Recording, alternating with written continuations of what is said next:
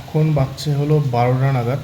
আর আমার ঘুম পাচ্ছিল না, কিন্তু এত সুন্দর একটা শব্দ দিয়েছে যেটা আমার সব থেকে ফেভারিট। আমি জানি যারা যারা গ্রামে থাকো আর যারা যারা কোনো টাইম টিনের ঘরে থেকেছো, যেমন আমি আগে টিনের ছাওয়া ঘরে থেকেছি, যার কারণে আমার বৃষ্টি পড়ার আওয়াজটা কিন্তু খুব ভালো লাগে।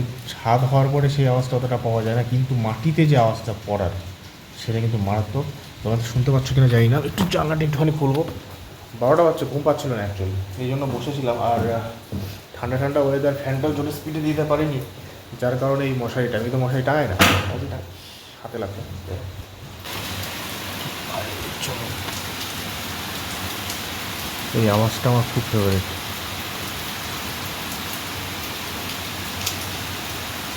যাই হোক, তোমাদেরকে এই আওয়াজটা আমি শেয়ার করতে এই কারণে চাইছি যে এটা আমার খুবই favourite. And and I think যে তোমরা এটা কানেক্ট করতে পারবে। আমার যে ভিডিওস দেই, আমি তো বড় কোনো স্টার নই, আমি জাস্ট তোমরা আমার বন্ধু আর তোমাদের সঙ্গে আমি শেয়ার করতে চাই যে আমার কিছু কিছু জিনিস যেগুলো খুব ভালো লাগে। আমি জানি যে তোমরাও কানেক্ট করবে, তোমাদেরও ভালো লাগা উচিত, আর অবশ্যই লাগে। তো চলো, এত সুন্দর বৃষ্টির আওয়াজে ঘুমটা কিন্তু আসলে পায়, আমার পাই, আমি জানি না তোমাদের কী। তো চলো, গুড নাইট, জয় গুরু।